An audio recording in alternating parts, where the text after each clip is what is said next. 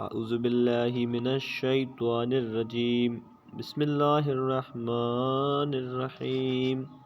ثم بعثناکم من بعد موتکم لعلکم تشکرون، پھر ہم نے تمہیں موت کے بعد زندہ کر دیا کہ شاید اب شکر گزار بن جاؤ۔ وَظَلَّلْنَا عَلَيْكُمُ الْغَمَامَ وَأَنزَلْنَا عَلَيْكُمُ الْمَنَّ وَالسَّلْوَىٰ كُلُوا مِن طَيِّبَاتِ مَا رَزَقْنَاكُمْ وَمَا ظَلَمُونَا وَلَٰكِن كَانُوا أَنفُسَهُمْ يَظْلِمُونَ، اور ہم نے تمہارے سروں پر ابر کا سایہ کیا، تم پر من و سلویٰ نازل کیا کہ پاکیزہ رزق اطمینان سے کھاؤ۔ ان لوگوں نے ہمارا کچھ نہیں بگاڑا بلکہ خود اپنے نفس پر ظلم کیا۔ وَإِذْ قُلْنَا ادْخُلُوا هَٰذِهِ الْقَرْيَةَ فَكُلُوا مِنْهَا حَيْثُ شِئْتُمْ رَغَدًا وَادْخُلُوا الْبَابَ سُجَّدًا وَقُولُوا حِطَّةٌ نَغْفِرْ لَكُمْ خَطَايَاكُمْ وَسَنَزِيدُ الْمُحْسِنِينَ۔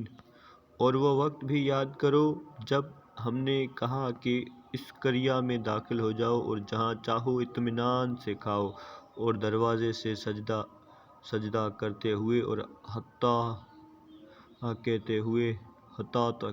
ہوئے داخل ہو کہ ہم تمہاری خطائیں معاف کر دیں گے اور ہم نیک عمل والوں کی جزا میں اضافہ بھی کر دیتے ہیں۔ فَبَدَّلَ الَّذِينَ ظَلَمُوا قَوْلًا غَيْرَ الَّذِي قِيلَ لَهُمْ فَأَنزَلْنَا عَلَى الَّذِينَ ظَلَمُوا رِجْزًا مِّنَ السَّمَاءِ بِمَا كَانُوا يَفْسُقُونَ، مگر ظالموں نے جو بات ان سے کہی گئی تھی اسے بدل دیا تو ہم نے ظالموں پر ان کی نافرمانی کی بنا پر آسمان سے عذاب نازل کیا۔ وَإِذَا اسْتَسْقَىٰ مُوسَىٰ لِقَوْمِهِ فَقُلْنَا اضْرِب